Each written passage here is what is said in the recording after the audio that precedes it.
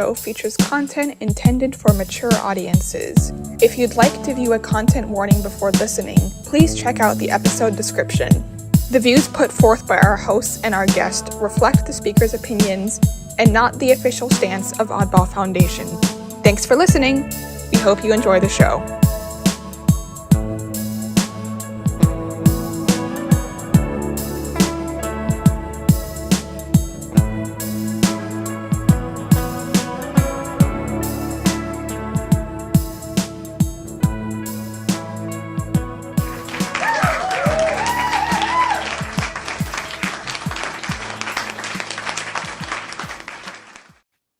Hey everybody, it's Jason from Oddball Magazine. I'm here to go with the week that was with my two co-hosts, welcoming Chad Parento. What's up, Chad? Who? And Tim Gager. Okay. So last week, Chad ran the Boston Poetry Marathon. Chad, how'd it go? Oh, Chad, I like grapes. I got a $40 parking ticket. But I hosted. I got a $40 parking ticket because I parked. But it was worth it. I like grapes. They had grapes there. Did you have grapes? I like grapes. I like the grape drink more than I like the fruit, but I do. Yeah. Is this a bit, Chad? I don't know. Is it a bit? Chad, did you? Not a bit. Chad, did you take some Benadryl before this recording? I am Benadryl. I am the spokesperson for Benadryl. Benadryl. Benadryl hour with Chad. Hi, this is Ben. Benadryl for Benadryl. This is the Benadryl hour with Chad. That sounds like a bad porn. It sounds like a failed porn name. Benadryl. Here's Benadryl. Welcome to the Benadryl hour with Chad Parento, porn star. Hour. Oh Jesus. Well, yeah, I mean, so Chad, how do you think? And this is another one my mom's gonna find on the web before she ever finds any of my books. Anyway, no, actually, no. This is what happens. Like you and I, like one of us will die, and they'll be like, "Oh, there's all these video clips. Let's like do a best of, like for a tribute of them." And it'll be like, "It sounds like a porn star name." Oh my god! Wonder what this box is here, where he looks like he's half dead. He's a porn star. You go up in the gates of heaven with my mom spanking me. Mom, they're yours. You know what? If the Oddball show actually had porn stars on, we'd have a lot of viewers. If we had actual porn stars? Exactly. Yeah. I mean, it'd be if we actually had guests. We don't even have guests anymore. We're the guests. We are the entertainment. I am a special guest every week. Special guest, Billy Mummy. Like you don't think he's busy? Come on. Yeah. He's doing like race car shows. You know, he's doing what? Back in the day with Oddball car shows. Before we came up with the week that was, we came up with this about 2 years ago. We've interviewed advocates, poets, artists, musicians. Not anymore. And now Benadryl. All right, so tell me. How about we get the Boston Poetry Marathon in your eyes, Chad? Can we get Chad's mom in for a week that was? It was a very special guest. I don't think so. No. Hey, I mean, if the invitation is there, then yeah. I mean, the invite's Chad. I mean, my mom would actually be happy. In all honesty, my mom would like your new friends, Chad. In all honesty, my mom always welcome on this podcast. Anyone. In all honesty, my mom would be happier if I was a porn star named Benadryl. Mini driver. There we go. But Benny and the drill. Okay, for the last fucking time, how was the Poetry Marathon? How was it? Happened. How the fuck was it? It happened. It was good. You got a ticket. I got a ticket. Tim saved me from certain humiliation when I was trying to record Carol Weston. You know, I kind of think the 3 hours of hosting was a little bit more important than turning up the volume on Carol Weston. Yeah, well, everyone could hear you even when you were away from the mic. You know, if no one heard Carol Weston, that would have been disastrous. But thank you for the 3 hours of hosting. Carol Weston was awesome.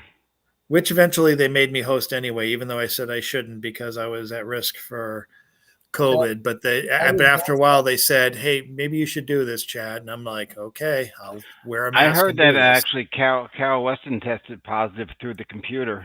Okay. Yeah, positive. Well, I turned up the volume of the virus. Hold on, there's a mixing COVID. board. Hold on, Chad sneeze. Let's see if we can put some effects on it. Yeah. I now have COVID 25. I didn't know that was a thing. COVID 25. COVID 25. But yeah, I mean, Chad, I'm gotta say, kudos to you, man. You pulled it off. It was good. Kudos. Well done. It was right on time when I was there. It was great. For 5 minutes. I got a $40 speeding ticket. No, I'm used to getting speeding tickets. I got a parking. So we need to diagnose this. So Jason's at the Museum of Science at like 5 o'clock. He has to read at 7. He drives to Mansfield.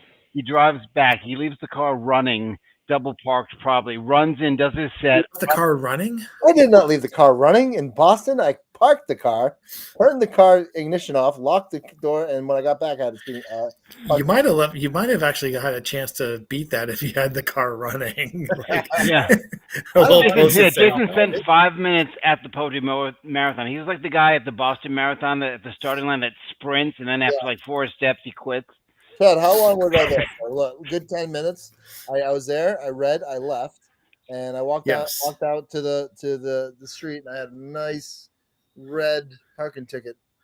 It's nice. They get you. They get you right away. Yeah.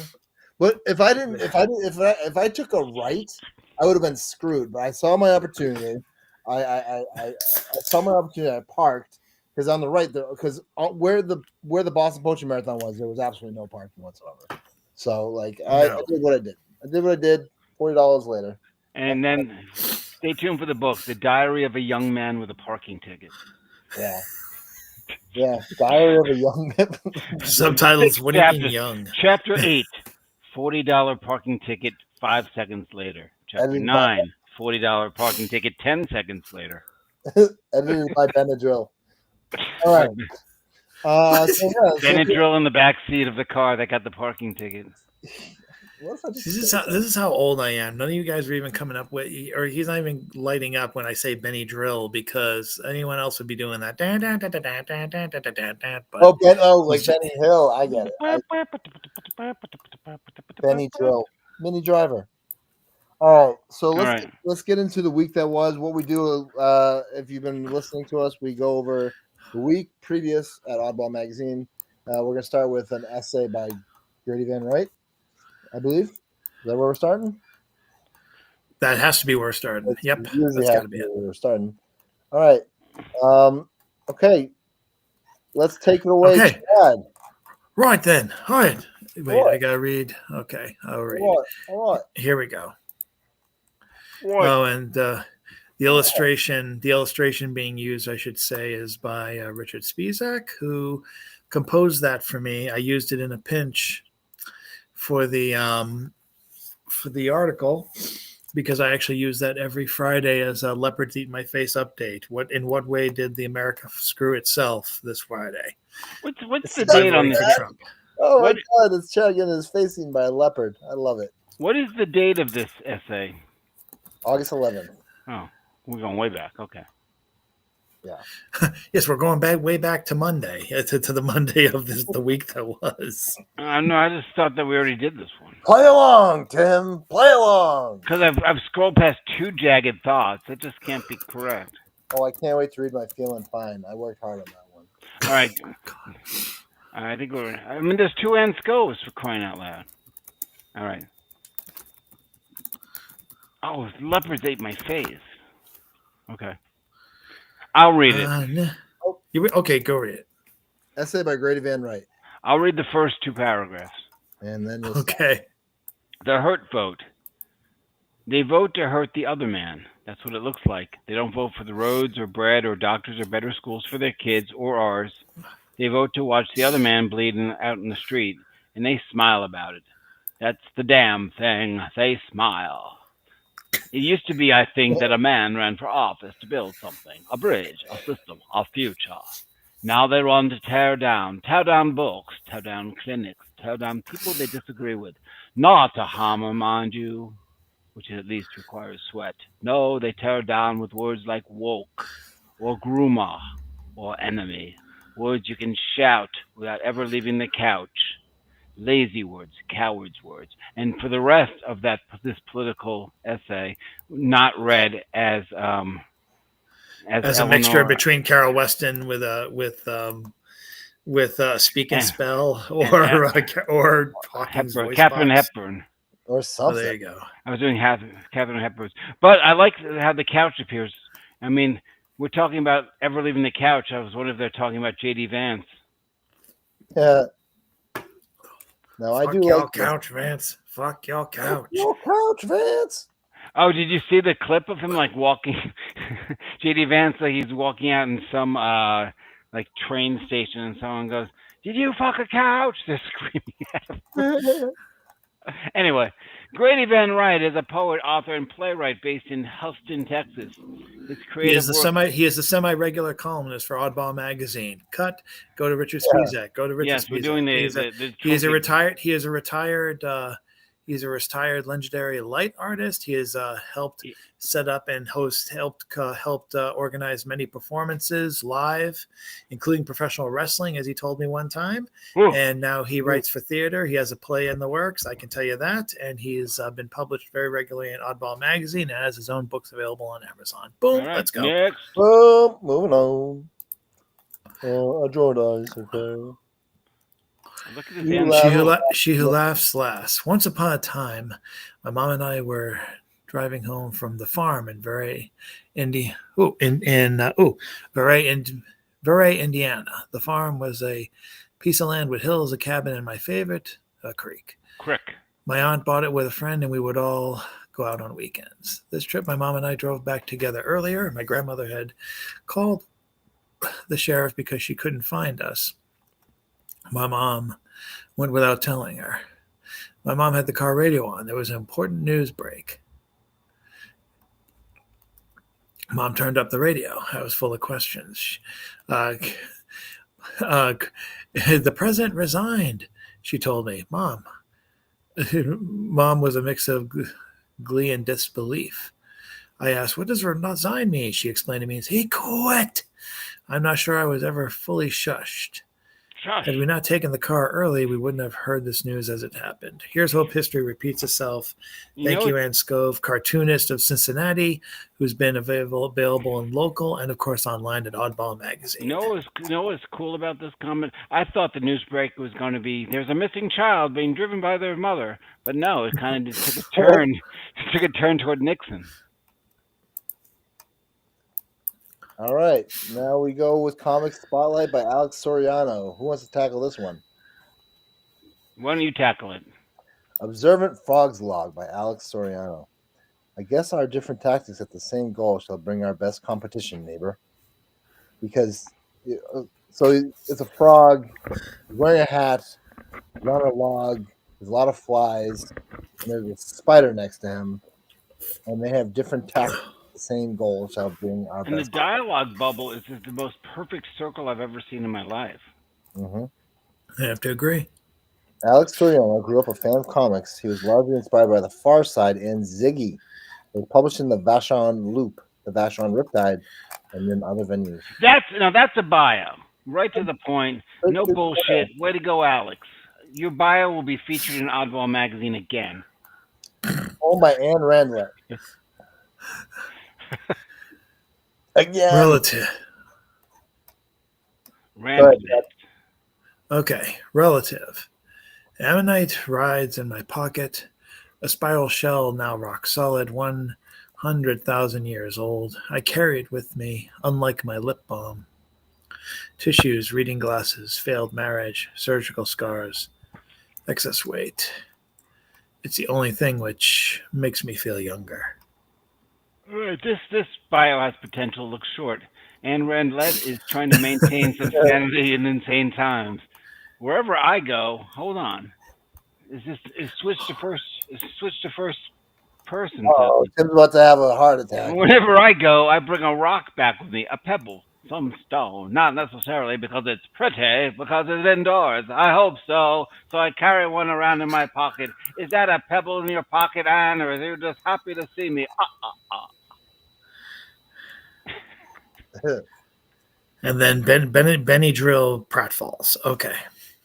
And of course, thanks to Edward S. Galt, who needs to update his bio because he's actually living now not in Brighton, but his work still continues.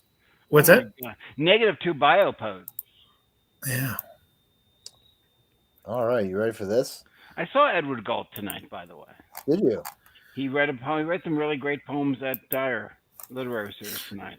Awesome. All right. Jagged Thought 580, feeling fine. This is a long one. You may have to truncate your own work. Oh, no way. I worked hard. You have to truncate. Hey, if you want to read the rest of this, go to Oddball Magazine. Jason Wright is... Shut up. Jagged Thought 580, feeling fine. The snow began... Oh, Shut up. Snap. Shut up. Shut up. Shut the fuck up. This should be 580 through 582. It's so fucking long. Shut up. It's a story. Jagged Thought 580, feeling fine. The snow began to fall hard as the writer drove his family to their winter destination. The roads were winding and the wind wailed. The snow began to accumulate on the road. Soon the roads would be undrivable. That stressed the writer out, but thankfully they would be there soon. Soon the writer wouldn't have to worry about the roads, and well-needed rest and relaxation was close. It was the perfect retreat for a writer, and he couldn't wait to relax and have a drink. Unbeknownst to him, the caretaker of the house cut the beer taps in his promised cable TV. Without TV, it was quiet. Annoyed without his daily medicine of beer and TV, everything was pronounced louder.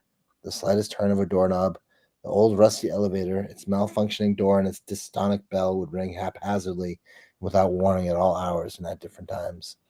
The sound of his family's footsteps, even the slightest chop of a butcher knife cutting into meat for an afternoon snack.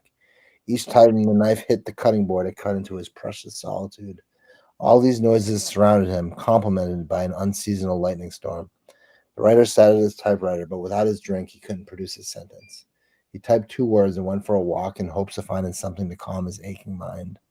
Luckily, there was a bar with a lonely bartender at the helm.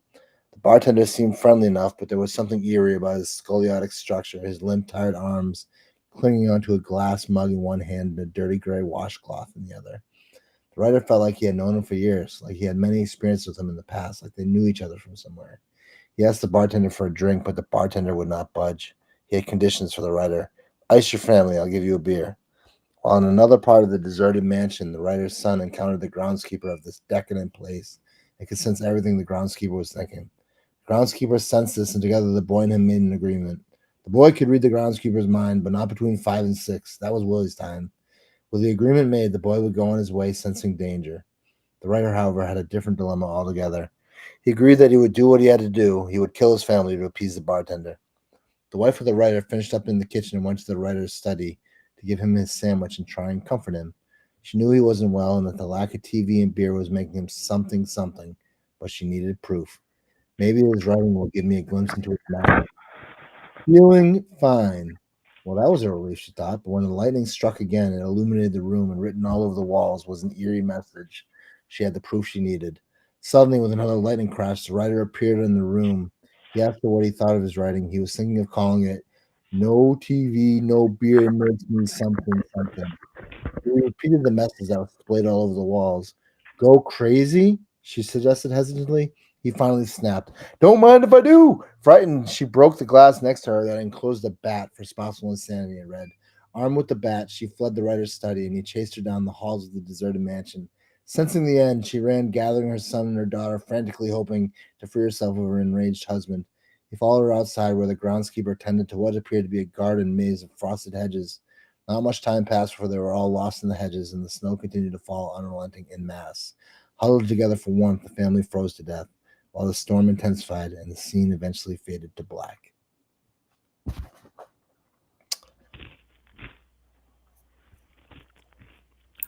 Urge to omit bio rising. Jason Wright is the editor and founder of Oddball Magazine. His column appears weekly. His third book, Train of Thought 2, Almost Home, is available now at the Oddball Bookstore. What other books are available at the Oddball Bookstore? I don't know. Look it up. There's a lot of them. Is it the only book that's available at the Oddball bookstore? No, there's tons of books available at the Oddball bookshelf. I'm starting to sound like Charlie Day. No, I think it's the only book. It's the only book in the Oddball bookstore. You know, what other books are there? There's just Jason Wright's books in the Oddball bookstore. Why don't they just call it the Jason Wright bookstore? It's not. It's really not. It's actually a lot of other people's books are on the book. My book's not on the Oddball bookshelf. Oh. So it's not a really. It's not a real. It is. There's the books that Oddball Magazine Publishing put together. There's books from Oddball columnists, including Joe Gervais Sedades. Books from past Oddball show guests, including Rebecca Fischel, Will Hall, Elaine Hall, Dr. Mandir, Samantha Loudon. Every book in history but mine. Supreme and Poetry for the Neon Apocalypse with Jason Golly. Oh, this is looking bad. So where's my book? I think it should be. Where's Chad's books? They're there. Well, one of my books is there, but my two most recent ones aren't. Yeah. There's none of my books. There's 0 of my books there. I know. So it's not a real bookstore. Well, to be honest, if it was all your books, it's a vanity we'd never have bookstore. our books on there. It's a vanity bookstore. It doesn't include any book. Harsh. All right. Okay, you're being needlessly harsh. Yeah. Okay. Yeah, I'm hurt. All right. Okay, going back. All right, Chad. Yeah. Oh yeah, there are other poems. Wait a second. Poem by William Allegreza. Oh yeah, with I thought appropriate art by Edward Michael Sopranovitz. The translation of that is Happy Grazer. God. All right, go ahead. Blotted staysails, aced. The hold out the sequence. No delineation of motion. I in 3 folds become undone, delivered in range. The time to know is understatement. I have found your message, though late, no act, image. Clock hands and knots. The replicating machine is still moving, filled the holes. Am target, the skin for flaying, a closer view with spars and containers. The thread loose and counting. I as founding in liquid our placement, virtue outside, wandering, the blots slightly turned. All right. William Allegreza edits the press Moria Poetry and teaches at Indiana University Northwest, which means largely he's struggling against a contemporary assault on the arts. He has published 18 books and just feels compelled to keep writing. That doesn't even sound as hyperbolic as you're trying to make it, Tim. It's probably actually the case. Trump's probably knocking on his door. Hey, give me all your art. University, yeah. Give me all your fucking art. Edward Michael Sopranovitz is the grandson of Irish and Russian Ukrainian immigrants. He grew up on a small farm in Appalachia. He has a grad background in painting and printmaking. Some of his artwork has recently or will soon appear in Fish Food, Streetlight, another Chicago magazine, The Doors, The Jar, The Phoenix, and The Harvard Advocate. Edward is also a published poet who has been nominated for the Pushkar Prize. Check his poems out at Oddball, which they're published usually on April. In April, when we honor our writer artists with their own work. All right, Chad, you got a good one here. Oh, do you want to do this one, Tim? Sure. Is this Anna Jeffrey? Yes, who recently featured at the Boston Poetry Marathon for the first time. And as a matter of fact, at least 3 people have performed at Out of the Blue. I've been Out of the Blue. Performed at the Boston Poetry Marathon. The photographer Ed Galt, Jason. Yep. And now Anna, with a tribute to Jeff Taylor, who that was a good one. would have been offered a spot this year had he not passed away in March. You could have still offered him a spot. Just had like one of the open spots, just have it dedicated to Jeff Taylor instead of having it like Ann Sexton. No, believe me, I tried to fill up the whole thing. If I thought of doing a Jeff Taylor seance, I would have done it. But that Emily, for those who don't understand, Emily Dickinson is put in as a substitute in case there's a vacant spot on the Boston Poetry Marathon. On the schedule, yes. On the schedule itself, if there's a slot that needs to be filled, or has to be canceled last minute, it has Emily Dickinson's name on it. And unfortunately, that bitch popped up a lot this weekend unexpectedly. Yeah, some people just didn't show up for their slots. So we won't name names. Nope. Do you ever hear back from any of those no-shows? Not yet, but I still have to send out the thank you letter, and I'm hoping to do that either tonight or tomorrow. So, are you going to passive-aggressively send out a thank you letter to the people that didn't show up? Not really, because, it's got to go to everybody, but I would love to put in a message saying, if you guys couldn't make it, please let us know why, in case you didn't reach out already, because there are people, I'm just going to say it, Richard Hoffman, Francis Donovan, those aren't the type of people to no-show. It might have been some communication thing. Might have been what? Some communication thing. We're going to be working on that, but I have a feeling everyone's growing older, and I'm just going to have to do what I do at work, like call people and remind them multiple times about their appointments. If you show up at the marathon, your name gets introduced once. If you don't show up, the name like Trace Peterson got like 15 times. Trace Peterson here. Where's Trace Peterson? Trace Peterson. So like it's actually better for promotion. True absentee power. Read the poem, you bastard. Now this is the poem that they should have sent in an MP4 form, because Anna Jeffrey really knows how to read in her own work much better than I will. But anyway, Camelot. Someday you too will be a favorite flower, hand-me-down recipe, unlikely story told through telephone. I hope you know when you're alive, the love that will come screaming out of mouths you wouldn't believe, that the weight of negativity doesn't rob you of the truth. I hope women wail at your wake and bake, and you don't make the mistake of dying thinking that no one likes you. I hope when you go, the city has to decide whether and what to post on their socials, that there is too much food in the house where they keep your widow when she's not ready to go home yet. I hope people you barely know burn offerings to you in cities you've never been. Incense and ink, weed and printer paper wafting up to find you. I hope they find you. Prayers aren't wasted when they're sent to the saints of our own making, begging only for their remembrance and their peace. I hope you spare a thought for me, playing mythmaker to my deceased comrades, fingers bleeding as I crush their memories to diamonds. You would have loved what we made of you. I hope you know Camelot when you are in it. I hope you enjoy your wife while you're filming her for the posthumous montage, not knowing it's her movie, that she'll be the one watching flash cuts, sun-drenched sheets with your face between. I hope you breathe, suck in every grain of pollen and skunk.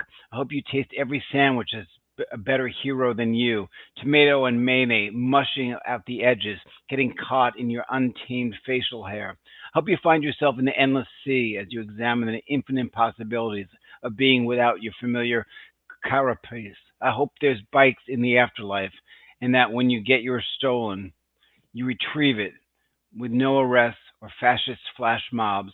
I hope the clouds I've been seeing are you and my dead boyfriend, splitting physics, defying blunts, taking heroic bong hits, collapsing in heavenly giggle fits. I hope you spare a thought for me, playing matchmaker to my deceased comrades, wishing I'd made introductions while they were corporal. You would have loved each other's company. You would have loved. You were loved. That's awesome. And someone read the bio. Anna Jeffrey is a Massachusetts-based poet, propagandist, and Pope non-exclusive. She is the co-host of the live-to-tape Controverse Open Mic in Malden and editor of the Holy Nonsense Project. Together with fellow garage poets Jeff Taylor and Ethan Mackler, she has performed at festivals, galleries, coffee shops, and Porches Fest from Manchester to Mansfield. Her work has been featured in the Lines, Connecting Lines exhibit at UMA, the Malden COVID Memorial, the Blood Rag, and a street post near you. Check out qgpennysworth.com for more of our art and nonsense. Luis Lazara Tejarina was born in Salina, Kansas. Mr. Taharina has a Master of Art degree in history, concentration being military history and diplomacy. He is a published author of military theory, short stories, essays, and poetry. Mr. Taharina resides in Kansas, Salina, Kansas. Luis resides in Kansas, Salina, Kansas. He was born in Salina. He still is in Kansas. That's the bio. That's the extra. That's the extra 12-inch single. Chad, you there? He's there. I'm seeing a while. James, you're muted. Muted and mutedly, muted and okay. Mutedly. Here we go. What is wrong with you? Mutiny. Yes. It's 10:21. It's past my bedtime, so I'm gonna sing. I'm just gonna sing some songs. Oh God. Go ahead, Chad. My future shame to the family. Okay, Mom. I'm sorry. I'm not a poet. I'm a. You know what? Your mom's gonna listen to these podcasts and be like, I'm a porn star named Buck Naked. I'm sorry. I'm not a poet. Don't worry. Is Tim Gager around to do Chad's eulogy, please? We just loved him on that podcast. Oh Jesus. My mom. It's all one thing. 600. I think the longest title we've ever published. 600. Woo! Big round number. No-go area noises through the walls in a rut. How I am feeling about America. America. Not quite. I think that's actually more than elderly woman behind the counter of a. Anyway, America. There were walls everywhere, up and down, especially, but also all around. Indeed, they were rounding up. I now find as the person occupying the White House has called the National Guard on the whole city that just last week I found with no kings and tents, saying impeach, convict, remove outside Union Station, while just down Louisiana Avenue, northeast to northwest, there were 10 or 12 police cars with sirens wailing, to where huge Palestinian flags were red, green, black, unfurled in front the plaza that houses C-SPAN, CNN, and Fox No News offices, where they all were being called out for their ritualistic use of the passive voice coverage of Israel's genocide, starvation, of actually ancient Gaza. But just like that shutting down of this, our capital, one of the US of A, is just another diversion from very real scandal of the current Trump dump, the Epstein list of those powerful people, men and women, who so were involved in trafficking over 1,000 young persons. Well, anyone can know that Pam and Russ Martins in their Wall Street on Parade document that J.P. Morgan Chase and Deutsche Banks have fined many millions for their connections to Epstein and Zionists who paid him. James Van Loy has been a fixture in Boston's poetry venue since the 1970s. He's a member of Cosmic Splunker Theater, has run poetry workshops for Boston area homeless people at Pine Street. And he also performed for the Boston Poetry Marathon this past weekend on Sunday. Van Loy leads the Labyrinth Creative Movement Workshop, which his Labyrinth title poems are based on. His work appears weekly in Oddball magazine. All right. Oddball represented this past weekend. Yeah. Yes. All right. Go ahead with Janet. I'll read Janet Cormier. Bamboozle no more. Once upon a time, maybe too many once upon a times ago, there was a self-proclaimed heroine with a not-so-mysterious past. It was one of those pasts which included way too many years of patiently waiting forever to be discovered. Our self-proclaimed heroine chose too often to drift whenever and wherever possible, always looking for easy, fast results that required minimum commitment, effort, thought, time, and a backup plan within a backup plan, just in case once upon a time took longer than anticipated. Yay! Janet Cormier. Her column appears weekly in Oddball magazine. She also talks to strangers a lot. She loves collecting stuff, but cleaning not so much. Janice prefers different and original over pretty. She's a painter, writes prose and poetry, and performs comedy. Okay. All right.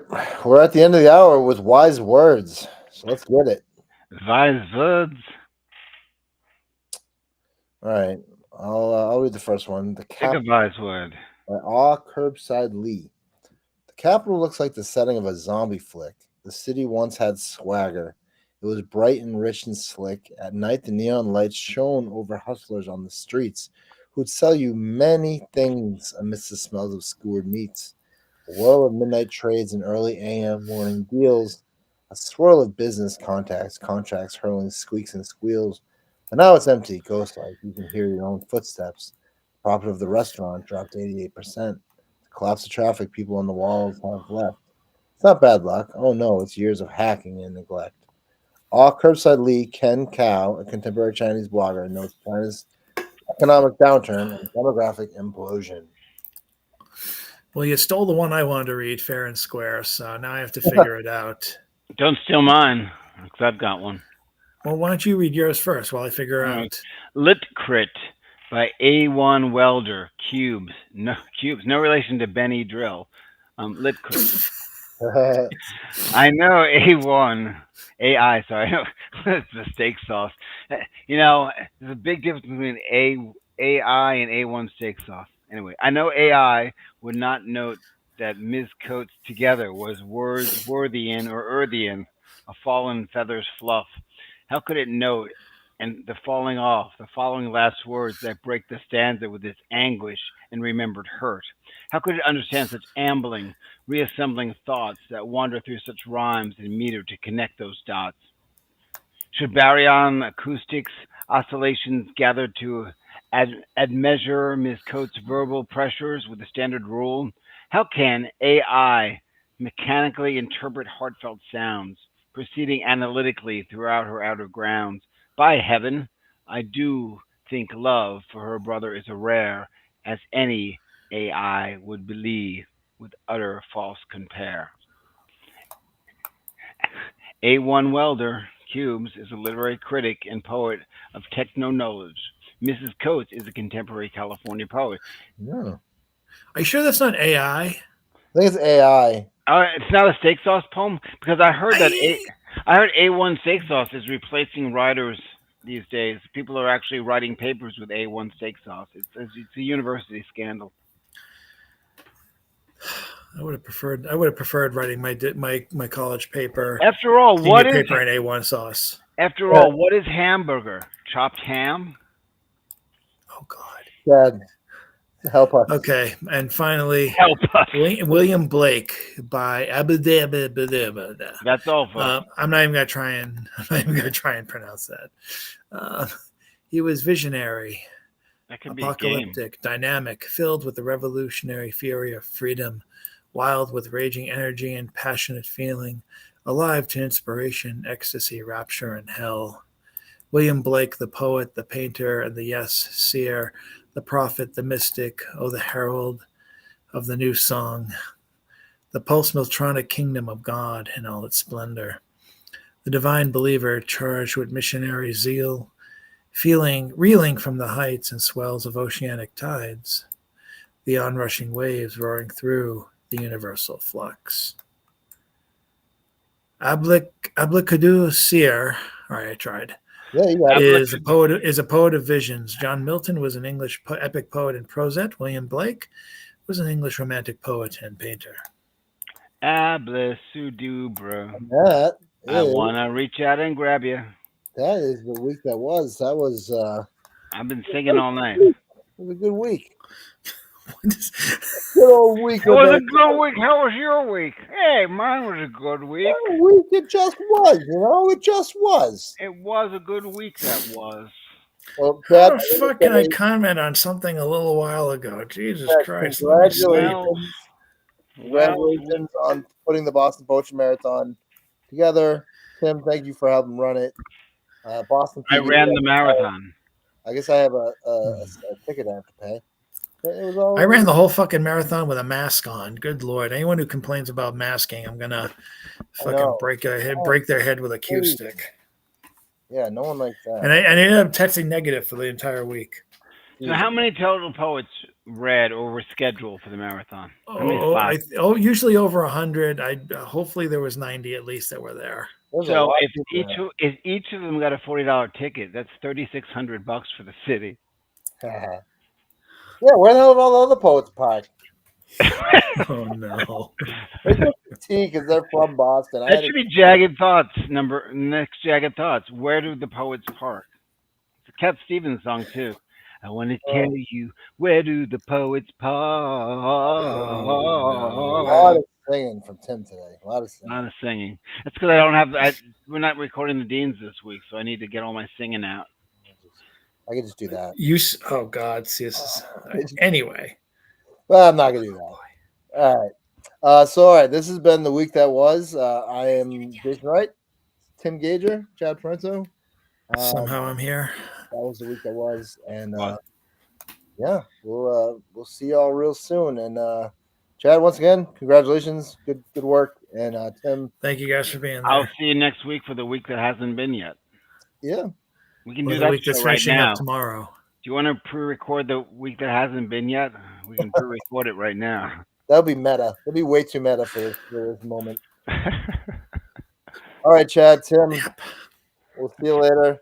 Hold on. Chad and I are going to meld our faces. Ready? Yeah. Oh, God. Chad's got to get the hell out of here. Chad, I'll talk to you later, buddy. Thanks for everything. And the week that was. God help us all. I'm going to bed.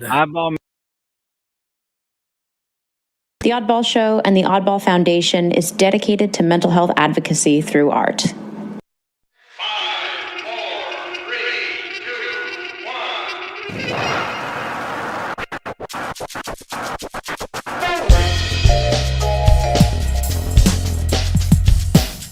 Oddball Show features content intended for mature audiences. If you'd like to view a content warning before listening, please check out the episode description.